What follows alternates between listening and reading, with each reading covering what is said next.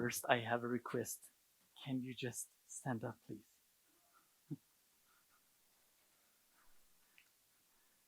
So now I have your attention. Please take a seat.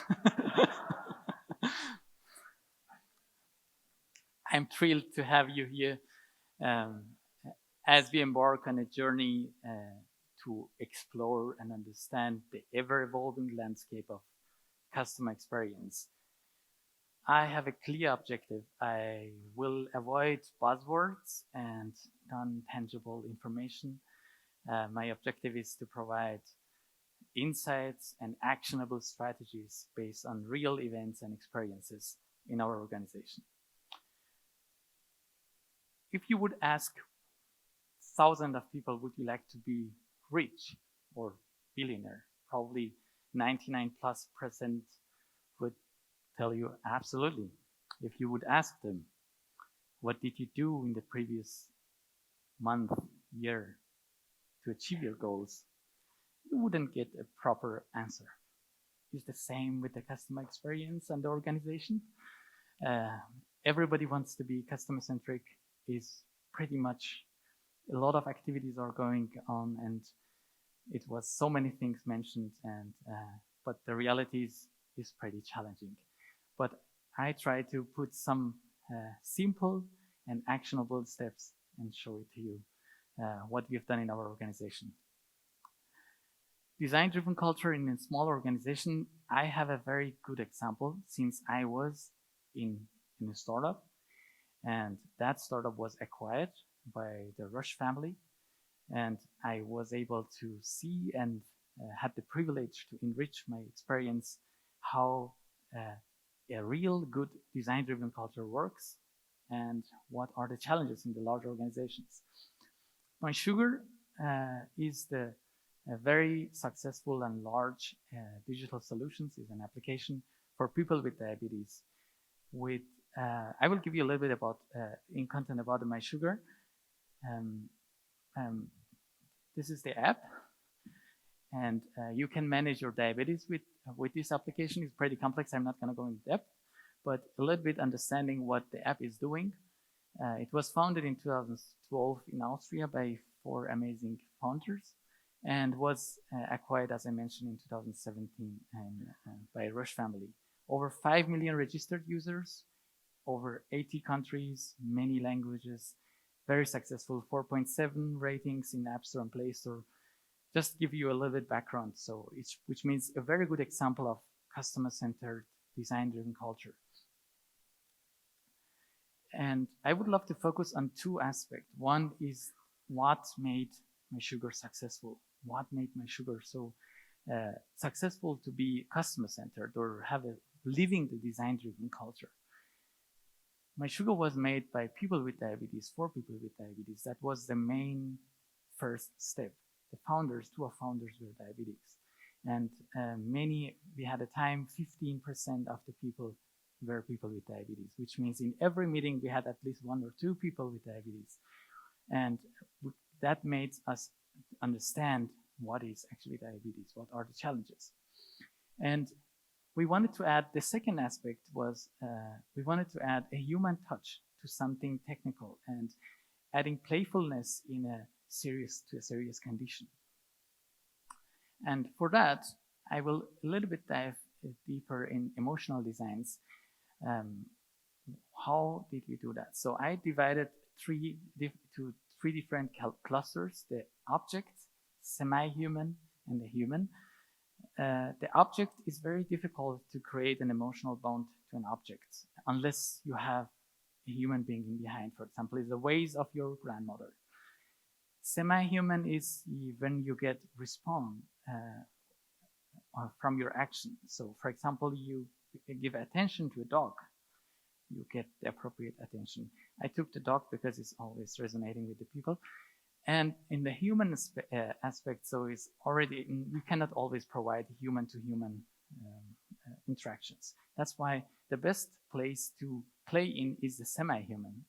I will give you an example. Imagine all of you are experienced with that. You're sending an email, and You get a response, a feedback, email sent or is sending, successful with a sound, and all of those little interactions psychologically have a big impact that your action were successful. Imagine you just send an email, you don't receive anything. I think that's pretty frustrating. What's that is it? My Sugar did the same, and the My Sugar monster, which is also the logo, is playing a livable creature in the middle of the application and is reacting based on your actions.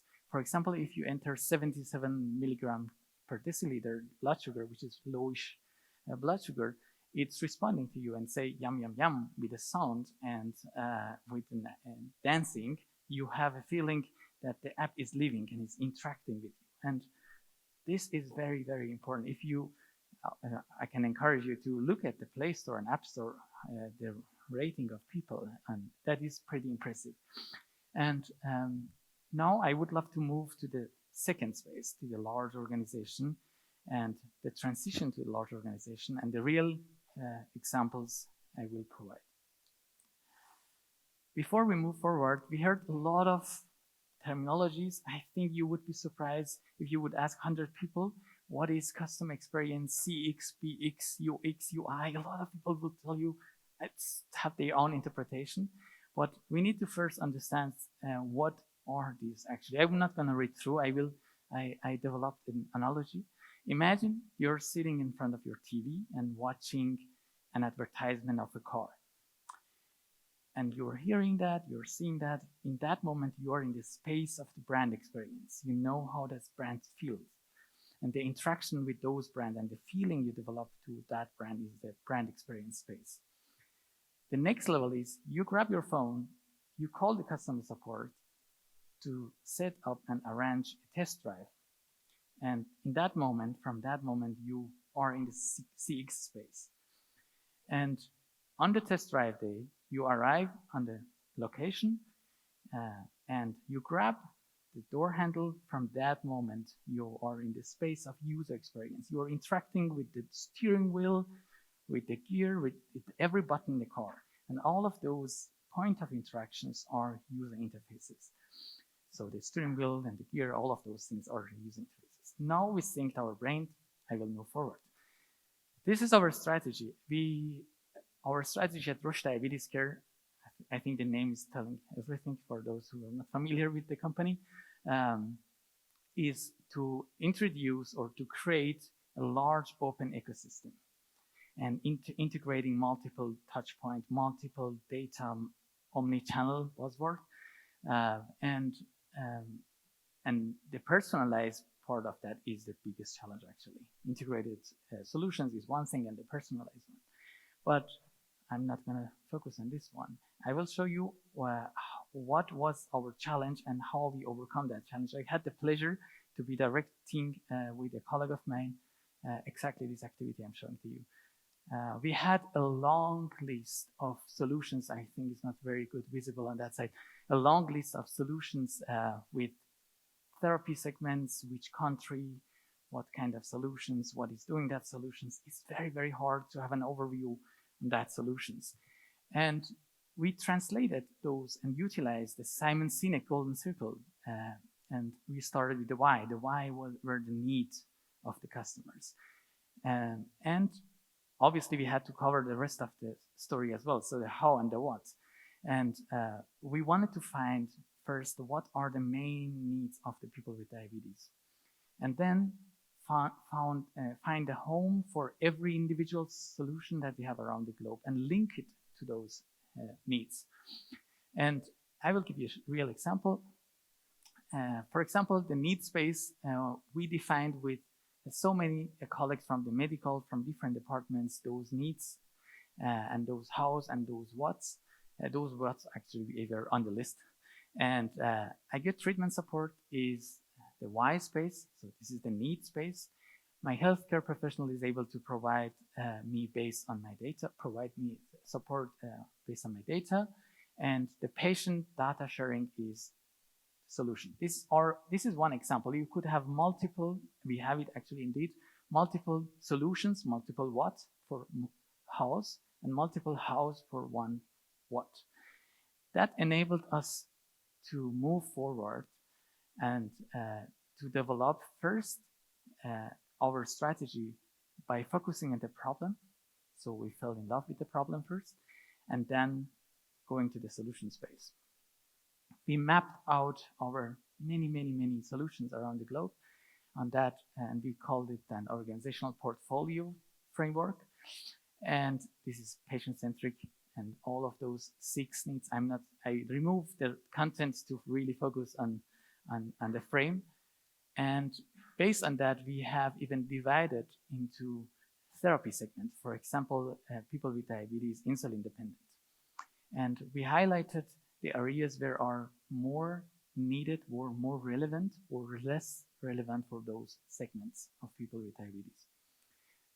And then we have created, based on those needs, a map of our solutions, what we have on those markets.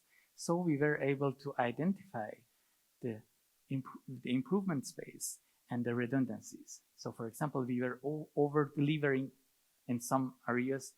One needs 1,000 of solutions, maybe it's exaggeration of 100 of solutions. And then the next level, we even were able to find opportunities on the specific markets based on those needs for those therapy segments on specific market. We identified spaces where we can develop. So this absolutely helped us to have an overview and see how those interact. We have created a prototype, and you can walk through and see every individual therapy segment, how field it is, where we need improvement, and so on. That enabled us to understand all based on therapy needs. And was it enough? No. One thing I would love to focus on, it was actually mentioned, but I would love to a little bit dive deeper into this topic. The biggest challenge is to look at, we looked at how it worked, and I would love to look at why it's so difficult and what is the challenge in the larger organization. The normal approach and traditional approach is we have the feasibility factor and the viability factor. The engineers, scientists solve a problem or a need, address a need, and the viability, the business strategy, sales, look at that, it makes sense, let's place it. This is how it actually works around the globe over decades and decades. But one essential aspect of human-centered design is missing, which is the people. The people aspect is missing. And I'm not gonna go again on, blah, blah. Obviously, you know all of these human-centered design, but we translated it in a strategy. How can we really use this? Imagine you have different glasses. You have different perspectives. You look at one idea, which is based on those needs, from those different perspectives. From the people perspective, is it from the design perspective makes sense? Is it something desirable? Is it a challenge? But is it desirable? Is it the most important challenge you have on your day? And then the feasibility, can we do it? And then the business, is it rentable? Makes sense. But this cannot work when the strategy and the highest level of leadership, it was multiple times mentioned, is not supporting that. So we need the support of the highest level of seniority for introducing the structure and processes to enabling the culture. Again, buzzwordish culture. I would love to a little bit again think our brain. What is the culture? The culture of a group can be defined as a shared set of core values. I would love to emphasize on those core values that develop within the group. This is very important. Within the group, which means if the values are developed somewhere else, it's always difficult to adapt as they navigate challenges of adapting to the external environment and maintaining internal unity. I will make it very quick here. So the spouse values and the organizational culture, focusing more on the organizational culture, the spouse values are the values that are defined in an organization, and the philosophy should reflect those values. And you define both based on those values, the rules and norms, and then based on that mental models and habits, and then they become rituals, and those rituals become, you can observe those behavior of people, and then you can improve and you can create skills. And without those steps, it's pretty much impossible to apply a culture. You cannot pick one part of that and apply it in an organization. There is no difference between an organization and a society, especially the large organization. And now back to the story. I try to connect those dots I mentioned throughout the presentation. Start with the why. I think this is the easy thing. Focusing on the needs. It sounds easy. It's very tough, especially in the large organization, because you have the business aspect. This is more rentable. Let's focus on that side. Starting with the why is the key, and we already started. You have seen that in the framework. Emotional design is always underestimated, in my opinion, especially in the large organization.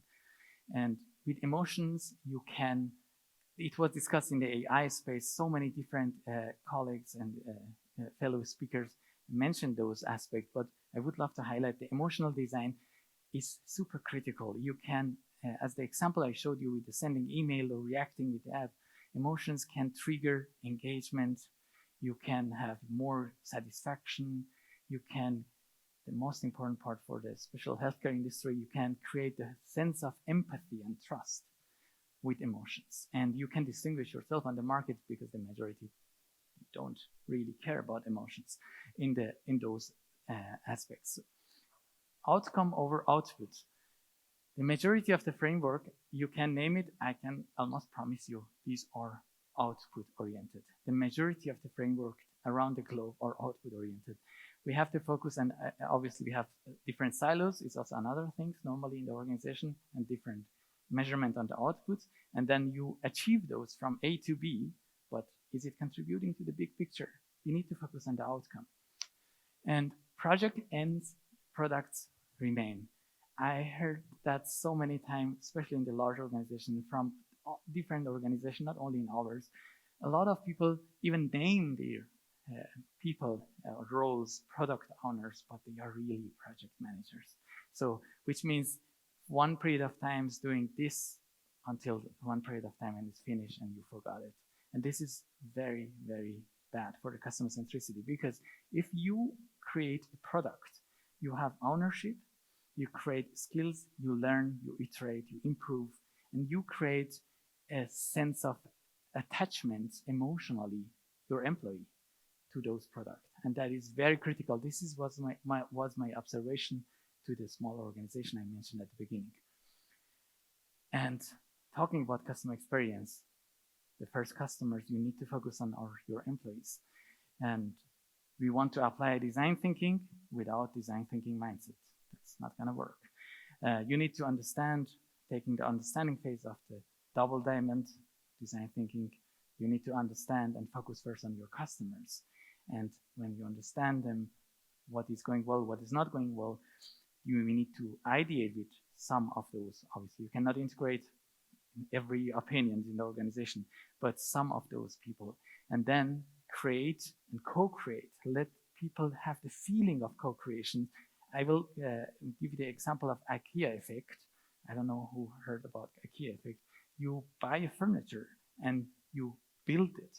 You don't really, but you build it.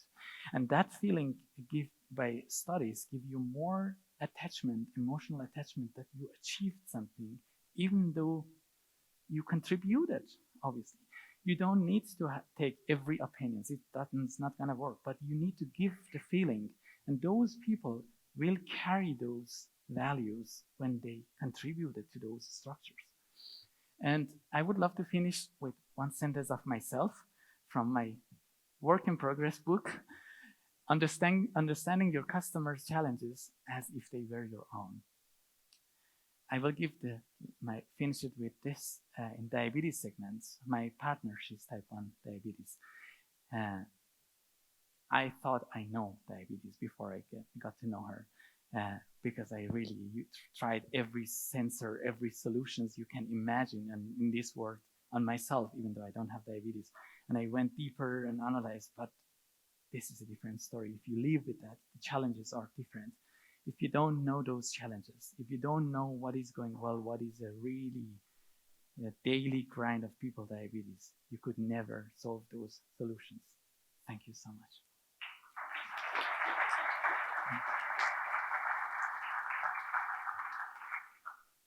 I made it in time.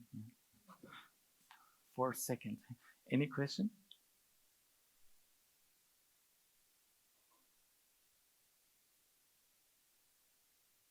Thank you so much.